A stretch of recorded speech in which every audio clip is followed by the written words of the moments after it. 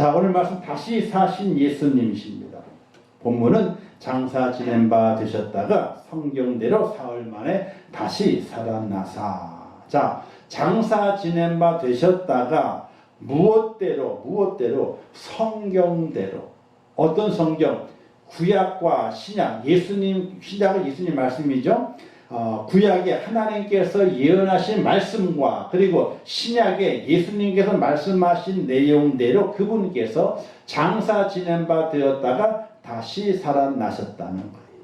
그냥 살아나신 것이 아니라 말씀에 미리 기록된 대로 다시 살아나셨다는 거예요. 그러니까 주님의 다시 살아나심은 우연이 아니고 하나님의 뜻이 이루어진 약속의 성취라 이렇게 본다는 것이. 거기다 말씀 함께 나눠보도록 하겠습니다. 자, 성경대로 예수님의 공생에는요, 공생의 가운데서 성경대로 이런 말씀이 기록이 되어 있습니다. 요한복음 4장 34절 말씀에서 예수께서 이르시되 나의 양식은 나를 보내신 이의 뜻을 행하며 그의 일을 온전히 이루는 이것이니라. 즉 예수 그리스도의 모든 일상의 모든 생활, 나의 양식이라고 하는 것은 뭐냐면요, 일상의 모든 자신의 생활을 말하게 돼요. 그 자신의 모든 생활은 누구의 뜻을 이루는 것인가? 나를 보내신 이의 뜻. 예수를 누가 보내셨어요? 하나님이 보내신 거거든. 하나님이 보내신 그 뜻을 이루어 드리는 것이 지금 나의 생활의 모습이라 이거예요. 그러니까 예수님께서 이 땅에 오셔서 마구간에 오신 것도, 동정녀 처녀의 몸에 오신 것도, 마구간에 오신 것도, 또 피난 가신 것도, 어린 유년시를 지내신 것도, 그리고 30세가 돼가지고 공생애를 시작하신 것도, 모든 시간, 모든 것들이 누구의 뜻을 이루는 것이라? 하나님의 뜻, 보내신 이의 뜻을 이루는 것이라. 이렇게 성경은 말씀하고 있어요.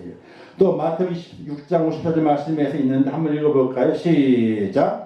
만일 내가 그렇게 하면 이런 일이 있으리라 한 성경이 어떻게 이루어지겠느냐 하시더라. 자, 내가 만일 그렇게 하면 이게 무슨 어떤 말이냐면요, 예수님께서 잡히시게 되니까 천사를 보내가지고 구원해봐라 이런 얘기를 하게 돼요. 예수님이 죽으셔야 되는데 천사를 보내가지고 구원해보라 이거야. 그러니까 예수님께서 야, 천사를 보내가지고 나를 구원해 버리게 되면은 성경에 내가 지금 십자가에 죽어야 된다고 성경에 기록되고 있는데 그렇게 천사가 나타나가 나를 구원해 버리게 되면 성경이 어떻게 이루어지겠느냐? 성경의 약속이 어떻게 성취되겠느냐? 그렇게 할 수 없다는 거예요. 그러니까 예수님께서 천사를 부리지 못하시는 것이 아니라 성경의 약속을 이루기 위해서는 천사를 부리면 안 된다는 거예요. 그러니까 예수님의 모든 공생의 사건들은 어떻게 이루어진 것이라? 성경대로.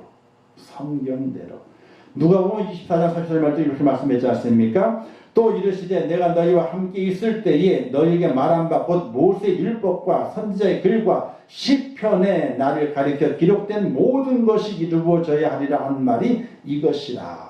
그러니까 하나님의 말씀, 모세의 율법과 그리고 선지자들의 글과 그리고 시편에 기록되어 있는 누구를 메시아를 향해서 기록되어 있는 기록의 말씀이 있는데 그 말씀이 이루어져야 하리라. 무엇이? 십자가의 죽으심 그리고 예수 그리스도의 부활. 이 이루어져야 하리라 말씀하신 것이 지금 이루어지는 것이라는 거예요. 모세 율법에 선지자들의 글에 시편의 말씀에 기록되어 있는 것이 이루어져야 하리라. 무엇이? 예수님께서 다시 살아나시는 것이. 일반적으로 많은 경전들이 있습니다. 불교도 불교 경전이 있죠. 아주 해인산에 8만 다란이 가지고 있잖아요. 그죠? 8만 대장이 있잖아요. 그죠? 각 종교들마다 자기들만의 경전이 있습니다. 성경책과 같이. 그런 것이 있어요. 근데 그런 것이 있는데 거기는 어떻게 기록되어 있느냐? 앞으로 어떻게 살아가야 할 것이다. 살아가야 사람이 사람됨의 도리를 다하고 있다. 이렇게 기록을 하고 있어요. 근데 성경은 그렇지 않아요. 구약에 있는 내용이, 구약에 있는 전해진 말씀이 신약에 어떻게 이루어졌는가, 이걸 증명해내면서 말씀이 기록이 되고 있어요. 그러니까 성경은 다른 거예요. 다른 경전들하고는. 성경은요, 구약에 예언된 말씀이 신약에 어떻게 이루어지고 있는가, 그걸 증명해내고 있어요. 그리고 다시 한번 예언에 말씀하시게 돼요. 내가 다시 보리라, 재림하리라. 그것을 끝이 나. 근데 다른 경전들은요, 그냥 사람이 살아가는 동안에 이렇게 살았더니 좋아지고 저렇게 살았더니 피해를 보게 되니까 그렇게 살지 말고 이렇게 살아라. 이렇게 교훈의 말씀 쭉 기록이 돼요. 그냥 어떻게 살아가야 할런지를 기록해 놓은 거라. 근데 성경은 그것이 아니에요. 과거에 기록한 것이 현재 신약시대 때에 어떻게 이루어졌는가, 그걸 증명하고 있어. 그러니까 다른 경전들하고는 완전히 의미가 다른 것이 성경이라, 이렇게 보는 것이. 그래서 모세의 율법과 선지자의 글과 시편에 예수님을 가리켜 기록된 것이 다 이루어지리라 한 것이 무엇으로? 예수 그리스도 부활로 확증되는 것이. 저는요, 예수님께서 그냥 십자가 달리셨다, 돌아가셨다, 그러면 그것까지는 끝이라면요, 안 믿어요. 왜? 아니, 공자도 그렇게 죽었어요. 석가모니도 그렇게 죽었다니까요. 다 그렇게 죽었어. 소크라테스도 그렇게 죽었어. 이 땅에 정말로 위대한 발자취 남긴 사람들이 다 그렇게 죽었어. 예수님도 그냥 그렇게 죽었다 그러면요, 예수님 믿을 필요가 없어요.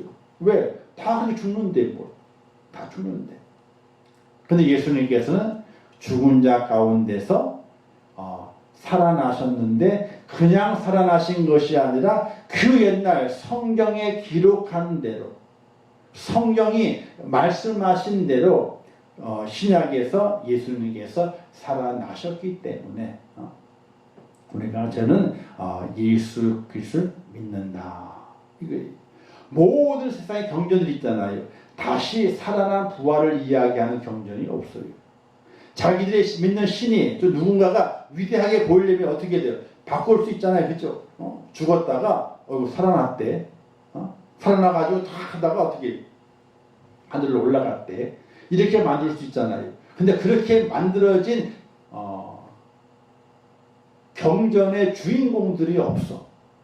경전의 주인공들이 없어. 근데 성경만큼은 예수 그리스도에 대해서 말씀하시기를 구약에 예언된 그분께서 신약에 오셨고, 그분이 죽은 자 가운데 다시 살아나셨다가 어떻게 40일 만에 승천하셨다, 이렇게 기록이 되어 있고, 그분이 다시 오신다 그랬어요. 그런데 그냥 말로만 끝나는 것이 아니라 과거에 구약시대 때에 예언된 그 말씀이 신약에서 이루어졌다. 이루어진 그 말씀이 어떻게 돼요? 다시 또 이루어질 것이다. 이렇게 우리에게 확증해 놓으시고 또 다른 예언의 말씀을 하신 것이 바로 성경이에요. 우리 기독교의 경전, 성경이 그렇게 말씀하고 있다는 사실이에요. 그래서 우리가 잘 믿어야 돼요. 예수를 잘 믿어야 돼요. 자, 그래서 부활도 어떻게 됐느냐? 부활도 성경에 기록되어 있습니다. 호세아서 6장 2절 말씀인데 함께 읽겠습니다. 시작. 여호와께서 이틀 후에 우리를 살리시며 셋째 날을 일으키시리니 우리가 그의 앞에서 살리라. 자, 호세아서 기록된 말씀 가운데서 이틀 후에 우리를 살리시며, 그러니까 하루 이틀 사흘이잖아요. 그죠? 이틀 후에 살리시는데 이게 셋째 날이라는 거예요. 셋째 날. 셋째 날 우리를 일으키시리니 우리가 그의 앞에서 살리라, 이렇게 말씀하게 되고, 요나서에 보게 되니까 여호와께 이미 큰 물고기 내비하사 요나를 삼키게 하셨으므로 요나가 밤낮 3일을 물고기 뱃속에 있으니라, 이 말씀이 있어요. 그런데 이 말씀을 예수님께서 어떻게 돼요? 그 말씀을 근거로 해가지고 자기의 부활을 말씀하세요. 요나의 물고기 뱃속에 있는 사건이 요나가 물고기 뱃속에 3일도 있었는데 뭐 그게 뭔 상관이 있다고. 아니, 예수님께서 요나의 물고기 3일 동안 있던 그 요나의 그 사건을 빗대어서 뭘 말씀하시게 되면요, 자기의 부활을 말씀하게 돼요. 마태복음 12장 39절 40절 말씀 읽겠습니다. 시작. 예수께서 대답하여 이르시되 악하고 음란한 세대가 표적을 구하나 선지자 요나의 표적밖에는 보일 표적이 없느니라. 요나가 밤낮 사흘 동안 큰 물고기 뱃속에 있었던 것 같이 인자도 밤낮 사흘 동안 땅속에 있으리라. 그러니까 요나가 3일 동안 뱃속에 있었잖아요. 나왔죠.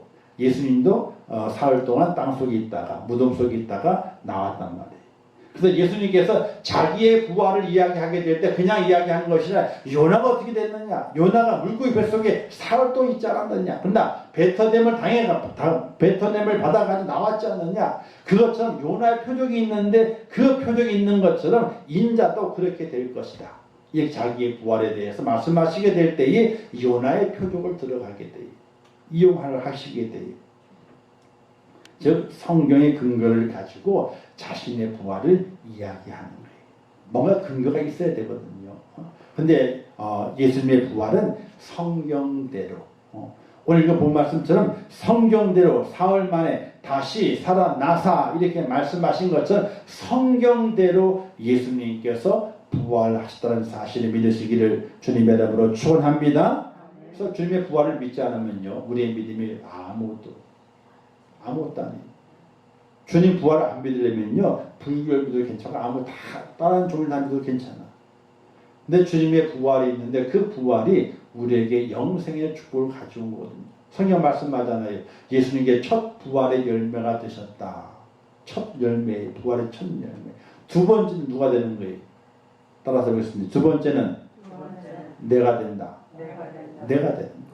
부활의 첫 열매가 되셨고 두 번째 열매가 우리가 되는 거예요. 우리 모든 성도들이 두 번째 열매가 돼가지고 부활의 그때가 있는데 그때 우리는 준비하며 기다리는 하나님의 사람으로 살아가야 된다는 것이. 자, 그러면 예수님의 죽으심과 부활에 대한 예고가 얼마나 성경에 많이 기록되어 있는지를 함께 살펴보겠는데요. 첫 번째, 베드로의 신앙 고백 후에 예수님께서 제자들 많이 불러 모았습니다. 야, 사람들이 나를 누구라 그러더냐? 제자들이 아이고 엘리야라 그래요. 다시 살아났다. 또 세례 요한이 다시 살아났다고 이렇게 얘기하더이다. 근데 베드로가 아이고 예수님께서 너희는 나를 누구라 하느냐 물으니까 베드로가 딱 말하기를 주는 그리스도시요 살아계신 하나님의 아들이시다. 딱 그 고백했어요. 그 고백이 있은 다음에 예수님께서 자신에 대한 이야기를 하게 돼요. 내가 어떻게 될 것이다. 첫 번째 예고를 하게 되는데 마태복음 16장 21절, 마가복음 8장 31절, 누가복음 9장 22절의 말씀이 기록되어 있는 것인데 이때로부터 예수 그리스도께서 자기가 예루살렘 올라가 장로들과 대지사들과 서기관들에게 많은 고난을 받고 죽임을 당하고 제3일에 살아나야 할 것을 제자들에게 비로소 나타내시니 숨겨왔던 것을 정확하게 제자들에게 내가 예루살렘에 올라가서 많은 고난을 당하고 죽게 될 것이다. 그러나는 다시 사흘 만에 살아날 것이다. 자기의 죽음과 자기의 부활에 대해서 예고를 하시는 주님을 볼 수 있게 됩니다. 두 번째는요, 변화산 사건이 예수님께 제자들과 세 명의 제자들과 함께 베드로와 야고보와 요한을 데리고 변화산에 올라가셨잖아요. 그렇죠? 그래서 구름이 쫙 낀 다음에 번쩍번쩍 그래가지고 근데 거기서 이제 모세와 엘리야를 만나시는 주님을 볼 수 있잖아요. 보잖아요. 이때 베드로가 말하죠. 아이고 얘가 좋사오니 초막 셋을 짓고 이렇게 살겠나이다. 이렇게 고백했단 말입니다. 근데 그 변화산에서 내려오신 다음에 제자들을 만나서 그 제자들에게 말씀하시기를 갈릴리에 모일 때 예수께서 제자들에게 이르시되 인자가 장차 사람들 손에 넘겨져 죽임을 당하고 제3일에 살아나리라 하시니 제자들이 매우 근심하더라. 첫 번째는요, 못 알아들었어요. 그게 뭔지. 아니 뭔 소리라고 이게. 두 번째 이야기하게 되니까 어떻게 돼요? 정말 그럴래나? 근데 주님이 돌아가시면 안 되잖아요. 그죠? 돌아가신다는 생각에 팍 꽂혀가지고 다시 살아나리라 하는 그 말씀이 안 들어왔어. 그래서 그들 속에 다시 살아나신다니요. 부활이 뭡니까? 라고 물어봐야 되는데 예수님께서 고난당하시고 죽으신다 그러게 되니 그것만 딱 들어와가지고 어떻게 근심이 되는 거예요. 그래서 주님께서 변화산 사건 이후에 두 번째 자신의 죽음과 부활을 예고하시게 돼요. 그리고 세 번째는요, 공생애를 마치시고 이제 예루살렘 올라가셔가지고 이제 재판을 받기 전에 잡히시기 전에 이제 다시 한 말씀하시게 되는 겁니다. 마태복음 20장 17절 19절 말씀과 마가복음 10장 32절 34절, 누가복음 18장 31절 33절 말씀인데 마태복음 20장 17절 19절 말씀 함께 읽겠습니다. 시작. 예수께서 예루살렘으로 올라가려 하실 때에 12 제자를 따로 데리시고 길에서 이르시되 보라 우리가 예루살렘으로 올라가노니 인자가 대제사장들과 서기관들에게 넘겨짐에 그들이 죽이기로 결의하고 이방인들에게 넘겨주어 그를 조롱하며 채찍질하며 십자가에 못 박게 할 것이나 제3일에 살아나리라. 아멘. 할렐루야. 자, 구체적으로 말하게 돼요. 이방인들이 넘겨준대. 누구에게? 빌라도에게. 그죠? 그래서 어디에 박혀요? 십자가에 못 박아 죽게 될 것이다. 그런데 제3일에 살아나리라. 예수님께 정확하게 제자들에게 3번에 걸쳐서 각 사건 그 사건 이후에 자신의 죽으심과 그리고 부활에 대해서 말씀하시게 돼요. 사랑하는 성도 여러분, 우리가 믿음을 가지고 살아가게 될 때 아유 예수 믿으니까 평안해. 아이고 마음이 편안하고 좋아. 이런 정도로 예수 믿어서는 절대로 안 돼요. 아 예수 믿으니까 아이고 뭐 형통한다 그러고 뭐 병도 낫는다 그러고 아이고 좋은 일이 많대네. 그냥 그 정도의 신앙생활을 가지고 예수 믿어서는 절대로 안 돼요. 평안하지 않으면 어떻게 할 거예요? 질병이 안 고쳐지면 어떻게 할 거예요? 사업이 잘 안 되면 어떻게 할 거예요? 좋은 일이 많이 없고 다 굳은 일만 생겨. 그럼 어떻게 할 거예요? 그럼 믿음 버려요? 예수 버려요? 교회 떠나요? 아니에요. 우리가 믿음을 가진 것은요, 그런 것 때문에 믿음을 가진 건 절대로 아니에요. 우리가 믿음을 가지는 것은 바로 예수 그리스도에 죽었다가 다시 구원하신 그 사건을 통해서 나도 죄 때문에 죽어야 되는데 내 죄를 다 용서해 주신 예수님께서 죽음의 권세를 이기고 죄의 권세를 이기고 그 사망 권세를 이기고 다시 살아나신 그 부활이 나의 부활이라고 말씀하셨기 때문에 우리는 그 부활을 의지하고 부활을 소망하면서 예수 그리스도를 믿어가는 거예요. 근데 그 믿음을 이어가게 될 때에 인생의 삶을 살아가잖아요. 그죠? 그 인생의 삶 속에서 좋은 일이 있을 때에도 아 주님의 부활을 소망해야지. 그걸 의지해야지. 라는 믿음을 갖기를 원하시고 고단하고 힘들고 환난의 길을 걸어가요. 저 힘들고 어려운 길을 걸어가요. 그 어려운 길을 걸어가면서 아 내게는 부활의 소망이 있는데 이 땅의 어려움을 내가 이것 때문에 내가 다 버리고 절망한다면 안 되지. 내게는 부활의 소망이 있어. 하고 이 땅의 고난과 환난을 견디며 갈 수 있는 하나님의 사람이 돼야지.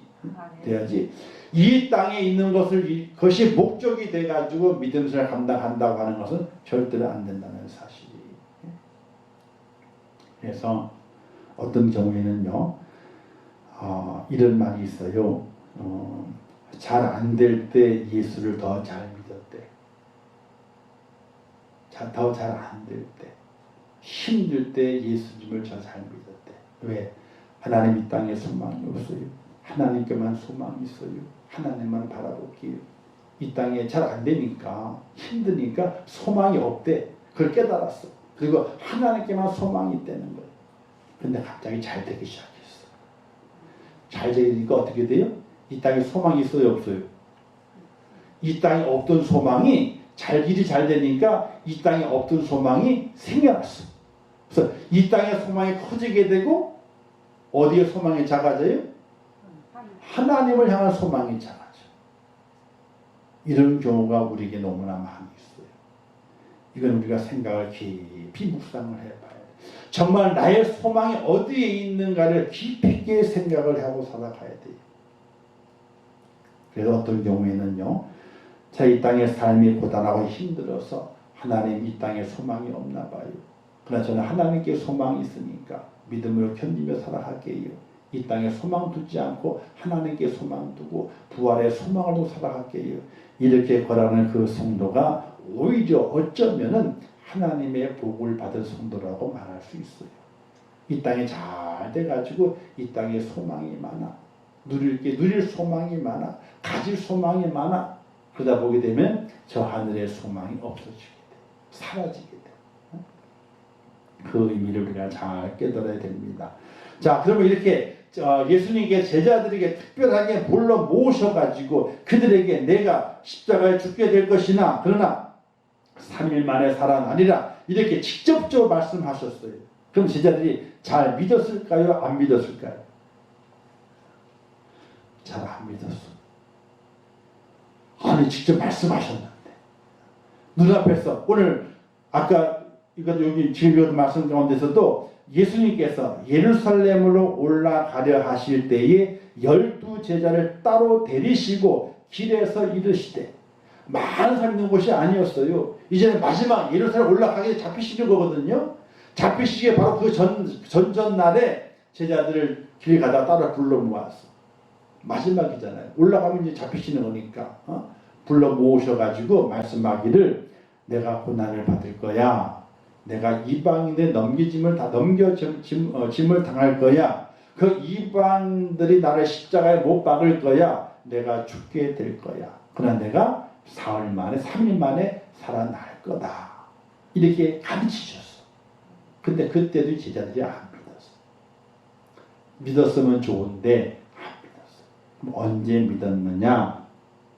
성경에 기록되기를 예수님께서 부활하신 후에야 확실하게 믿게 됐어요. 그래서 요한복음 2장 20절 말씀에서 죽은 자 가운데서 살아나신 후에야 제자들이 이 말씀하신 것을 기억하고 성경과 예수께서 하신 말씀을 믿었더라. 여기 성경은요, 뭘 말하면 구약 성경을 말하겠다. 구약에 예언된 말씀, 예수 그리스도의 십자가에 죽으심, 요나처럼 물고기 뱃속에 3일 동안 그런 내용들, 그 전체 그 말씀을 그때서야 제자들이 믿었다는 거예요. 그러니까 우리가 지금 주님을 안 보고 믿잖아요. 대단한 거예요, 사실. 왜? 제자들은 직접 가르침을 받았음에도 불구하고 그 말씀을 못 믿었거든요. 우리는 안 보고 그냥 말씀대로 믿잖아요. 그죠? 이 믿음이 얼마나 좋은 건지 몰라요. 이것을 우리가 좋은 믿음을 잘 유지해 가야 돼요. 오히려 믿는 건 쉬울 수 있어. 그러나 유지하는 거는요, 힘이 들어요. 자, 올림픽에 나가는 선수들이 금메달 따기를 원하잖아요. 그죠? 근데 금메달을 한 번만 따는 것이 아니라 한 번 나갔다가 4년에 또 나가. 또 4년에 또 나가. 이렇게 나가기를 원해요. 왜? 하나 따가지고는 연금이 얼마 안 돼요. 두 개, 세 개의 메달을 따야지 연금이 좀 많이 돼. 또 뭔가 일을 할 수가 있어. 하나만 따가지고 안 되는 거예요. 그래서 연거푸 나가려 그래요. 그런데 연거푸 나가는 선수들이 많지 않아. 왜? 금메달을 땄기 때문에 자기 그 1등이잖아요. 그래서 국내에서 1등이고 세계에서 1등이란 말입니다. 그 1등의 자리를 유지하는 것이 너무나 힘이 드는 거예요. 유지하는 게. 차라리 올라가는 건요, 10대 올라가는 건. 근데 딱 매달려가지고 그걸 유지하는 건 너무나 힘이 들다는 거예요. 그것처럼 우리가 예수 그리스도를 믿고 믿음으로 걸어가게 될 때에 딱 믿었습니다. 내가 그 믿음을 유지해 가는 것이 힘이 드는 거예요. 방해가 많거든요. 도전이 많거든요. 그 도전을 다 이겨내야만이 유지하는 거란 말입니다. 근데 그 도전이 얼마나 심하느냐? 너무나 심하다는 거예요. 내 속에서 믿음을 떨궈 버리고 믿음을 잘라 버리고 믿음을 파먹어 버려 가지고 그 자체를 유지하는 너무나 힘이 들다는 거예요. 사랑하는 성도 여러분, 내게 허락하신 그 믿음, 주님의 부활, 주님의 죽으심과 그 부활의 그 믿음을 끝까지 놓지 않고, 주님의 죽으심과 부활의 사건은 단순한 사건이 아니라 구약에 예언된 그 말씀이 신약의 하나님 뜻 가운데 이루어진 약속의 성취다 하는 것을 믿고, 그것이 오늘 내가 내 마음속에 믿으면서 이 부활의 약속이 이루어졌는데 주님이 다시 오심에 재림의 약속도 이루어질 것이라고 하는 그런 믿음으로 승리할 수 있기를 주님의 이름으로 축원합니다. 근데 주님이 언제 오신다고요? 몰라.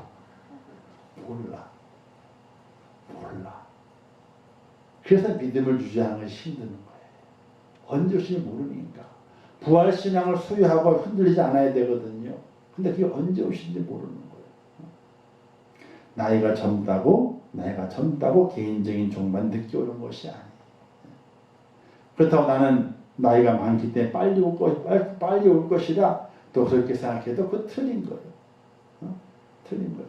그렇다고 언제 올지 모르니까 나는 늦게 올 수 있어. 이렇게 안심하게 쓸 수도 없어. 그 마지막이 개인의 종말이 또는 우주의 종말이 내일일 수도 있어. 우리는 잘 준비된 모습으로 부활신앙을 유지해 가야 되는 것이. 자, 부활 후에 어떻게 됐습니까? 나타나셨죠. 막달라 마리아와 다른 마리아에게 보이시고 두 제자에게 보이시고 열 제자에게 보이시고 도마에게 보이시고 또 고린도전서에서는 게바에게 보이시고 후에 12제자에게와 그 후에 500여 형제에게 일시에 보이셨나니 부활하신 그 모습을 많은 자들에 보여주셨어. 그리고 승천하셨어요. 주님의 부활하심을 보여줬다는 사실이. 오늘 우리가 주님의 부활에 대해서 어떤 마음을 가지고 있느냐. 아, 주님 부활하셨다. 그 부활은 성경에 약속하신 성취다. 그걸 우리가 믿고 아, 주님의 부활이 있는 것처럼 내게도 부활이 있다. 내게는 어떻게 부활해야 될 것인가? 믿는 사람만 부활하는 것이 아니에요. 다 부활해요. 안 믿는 사람도 부활하고요. 믿는 사람도 부활해요. 근데 부활의 종류가 달라. 믿는 사람은요, 하나님의 은혜 가운데 영생을 누리기 위해서 영생의 부활을 하게 되는 거예요. 영생의 부활. 안 믿는 사람들은요, 왜 부활하게 돼요? 재판정에 서기 위해서. 재판정에 서기 위해 심판의 부활을 하게 되는 거예요. 그때 어떻게 돼요? 그때 딱 나눠주게 돼요. 아, 주님의 부활에 확실히 너를 믿고 주님 나의 구세주가 되시고 나의 주인 되시다는 사실을 마음에 깊이 새기면서 정말 믿음을 지키기 위해서 부단하게 노력하고 애를 많이 써야 돼요. 힘써야 돼요. 목사라고 믿음을 지키기가 쉬운 것이 아니에요. 사실 더 어려워요. 더 어려워요. 믿음을 지키는 것이. 정말로 몸부림을 치면서 믿음을 지키려고 해요. 몸부림을 치면서. 그런 믿음이 꼭 있으시기를 주님의 이름으로 축원합니다. 자, 오늘 주님께서 부활의 첫 열매를 말씀하시게 되죠. 모든 성도들의 부활에 대한 약속의 증표이자 예표가 되기 때문에 그래요. 주님의 부활은 우리들이 어떻게 부활하느냐? 주님처럼 부활한다. 증표이자 예표가 되기 때문에. 그러므로 우리도 부활의 본능을 힘입고자 그리스도의 죽으심을 본받아 살아야 된다. 자, 부활의 본능을 힘입기 위해서는요, 그리스도의 죽음을 본받아 살아야 돼요. 이건 무엇을 말하게 되느냐? 내 육신 탐욕과 정욕을 죽여야 돼. 이 땅에 살아. 내 믿음을 지키기 위해서는요, 나의 육적인 것을 죽여야 돼. 죽여야 돼.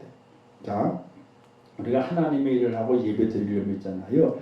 세상의 분주함 속에서 하나님을 위한 시간과 예배의 시간과 헌신과 희생의 시간을 따로 떼어놓아야 돼요. 그런 희생과 수고 없이는요, 온전하게 하나님 앞에 예배하고 헌신하고 희생할 수 있는 사람이 없어요. 따로 떼어놔야 돼. 정확하게 따로 떼어놔야 돼. 그것이 없이 그냥 시간이 나면은 형편이 되면 하겠다. 절대로 할 수가 없어요. 절대로 할 수가 없어요. 하나님의 예배와 헌신과 이 모든 것들은요, 우리가 우선순위에서 따로 구별을 놔야 돼요. 구별을 놔야 돼요. 그렇게 하지 않으면요, 날마다 탐욕과 정욕, 이 땅의 육신적인 일들에 대해서 날마다 십자가에 못 박고 죽이지 않으면요, 우리가 믿음을 끝까지 지켜갈 수 없다는 거예요. 부활의 능력은요, 예수 그리스도의 죽으심, 고난을 통해서 부활의 능력이 생긴다는 사실이에요. 오늘 우리에게도 그와 같이 그 부활의 능력을 얻기 위해서 고난의 수고를 쉬지 않아야 돼요. 자, 동전 보게 되면요, 동전 양면 있잖아요, 그죠? 동전이 지폐 양면 있잖아요. 모양이 달라요, 그죠? 근데 지폐가 있는데 이렇게 딱 그려 놓는데 한쪽에만 그림이 있고 한쪽에 그림이 없어. 그러면 돈이 돼요? 돈이 안 돼요? 그럼 잡혀가. 유조지폐요. 한쪽에 그림이 있잖아요. 그죠? 그림이 있잖아요. 그죠? 반대쪽에 어떻게 돼요? 반대쪽에도 이렇게 붙어 있어가지고 이쪽에도 그림이 있고 이쪽에도 그림이 있어야 돼. 그러면 이 돈이 능력이 돼요. 남의 물건을 갖다가 내 주시오. 딱 주면 딱 줘. 그런데 한쪽에 그림이 있고 한쪽에 그림이 없어. 주시오. 하면 어떻게 돼요? 줘 맞아. 능력이 안 돼. 이건 뭘 말하게 되느냐? 부활의 능력을 힘입는 하나님의 사람이 되기 위해서는 부활의 능력을 힘입기 위해서는요, 십자가라고 하는 그 고난의 그 뒷면이 있어야 돼. 있어야 돼. 이런 말 했잖아요. 노 크로스.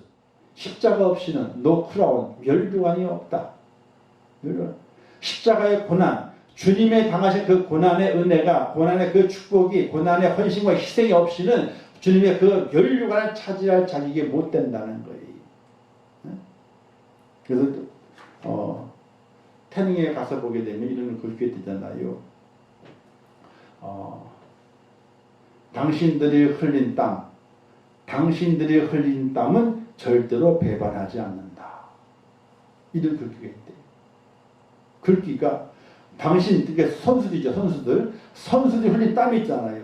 그 땀은 절대로 배반하지 않는데 뭐예요? 그 땀의 결과가 뭐예요? 금메달이라는 거지. 메달을 딸 수 있다는 거예요. 그러니까 더 많이 땀을 흘리게 되면 어떻게 돼요? 다른 사람보다 메달을 딸 확률이 더 높다는 거예요. 땀을 흘리는 고난이잖아요. 고난이 있은 이후에 바로 멸류관이 있다. 이걸 말씀하게 되는 거예요. 오늘 우리에게도 그와 같다는 것이죠. 그래서 사도 바울이 고백했어요. 고백하기를 고린도서 15장 30절 말씀에서 나의 자랑을 두고 단언하노니 나는 날마다 죽노라. 이런 고백을 사도 바울이 하게. 날마다 죽는데, 날마다 고난당한데 왜? 주님의 멸류관을 바라보면서. 오늘 우리 믿음 생활을 하게 되면서 편안하게 믿음 생활을 하게 되면 절대로 안 돼. 힘들게 정말 고난을, 헌신과 희생을 통해서 땀 흘려가면서 우리가 믿음 생활을 할 수 있어야 돼요. 그래야 그 땀 뒤에 뭐가 있어요? 하나님의 멸류관이 있다 하는 사실이에요. 자, 주시는 교훈이 있게 되는데요. 예수님의 부활을 믿어야 부활의 소망이 있다. 주님의 부활을 믿어야 돼요. 안 믿으면 큰일 나요. 안 믿으면 부활이 없어요. 믿는 자에게만 그 믿음이 그대로 성취가 되는 거예요. 주님의 그 부활을 믿어야 돼요. 성에 약속하신 대로, 구약에 약속하신 대로, 신약 예수님께서 예고하신 대로 그분께서 부활하셨다 하는 그 사실을 확실히 믿게 될 때에 그 주님의 그 부활이 나의 부활이 된다는 거예요. 부활은 십자가의 죽음을 통하여 주어지니 날마다 우리도 죽는 자가 되어야 돼요. 내가 죽어야 돼. 죽지 않으면 부활이 없어요. 내가 죽어야 돼요. 죽는 일은 뭐예요? 고난이고 헌신이고 희생이에요. 이것 없이는요, 주님의 부활을 얻을 수가 없다는 거예요. 사도 바울이 고백했습니다. 그리스도의 남은 고난을 그의 몸된 교회를 위해서 내 육체에 채우노라. 고난을 채운대. 그래야지 뭐가 자신에게 멸류관이 주어지기 때문에. 그래서 고난받는 일을 사도 바울은 자체하게 돼요. 감옥에 들어가는 일도 즐거워하고 불평하지 않아요. 안에서 기도가 찬양하게 돼요. 매를 맞아도 죽을 이고니온에서는요. 이고니온 성읍에서는 죽을 때까지 맞아. 죽은 줄 알고 내다 버렸어. 바깥에다가, 성 밖에다가. 근데 깨어나가지고 다시 성으로 들어갔어. 깨어나가지고. 그렇게 사도 바울이 고난 받는 일을 즐거워하고 기뻐했어요. 왜? 그 고난 뒤에 뭐가 있어요? 주님의 멸류관, 부활의 소망이 있기 때문에 고난 받는 것을 즐거워했어요. 그래서 그것을 그리스도의 남은 고난, 예수님께서 이 온 땅끝까지 복음이 증거돼야 되는데 증거되는 과정 가운데 많은 고난을 주님이 당하셔야 되는데 주님 올라가셨잖아요. 그리고 우리에게 사명을 맡기셨잖아요. 사명을 맡기시면서 그 사명 감당할 때 고난이거든요. 그 고난을 어떻게 사도 바울은 그 고난을 내 육체에 채운다는 거예요. 교회를 위해서 채운다는 거예요. 우리가 부활의 소망을 살아가는 하나님의 사람은요, 고난 당하는 것, 주님 때문에 고난 당하는 것을 기뻐할 수 있어야 되고 그 고난을 땡겨서 받아야 돼. 피해가다가 아이고 어쩔 수 없다. 어쩔 수 없이 받는 고난이 아니라 아이고 저기 고난이 있네. 내가 받아야지. 땡기는 거예요. 땡겨 내가 받는 고난을. 내 육체의 채우는 사도 바울과는 그런 고비를 가지고 믿음을 감당하고 하게 되고 살아가게 될 때에 하나님께서 그에게 사도 바울에게 씌워줬던 멸류관을 하나님께 씌워준다는 것이 사도 바울이 고백했잖아요. 나의 달려갈 길을 마치고 믿음을 지켰으니 내게 무엇이 있다고요? 내게 의의 면이 예비되었다. 근데 그 다음 구에 중요해요. 나와 같이 그 믿음을 지키는 자에게 뭐가 좋아요? 그들에게도 동일한 면류관이 예비되었다라고 말씀하게 돼요. 그걸 기뻐하잖아요. 야, 믿음, 사도 바울이 그 면류관, 내 면류관이 돼? 근데 면류관만 생각했지, 사도 바울은 뭐라고 그랬어요? 내가 믿음의 길을 걸어갔던 것처럼 그들이 나의 믿음의 길을 걸어오게 되면은 내게 주어진 예비 면류관이 저들에게도 예비되었다. 이렇게 말하게 돼요.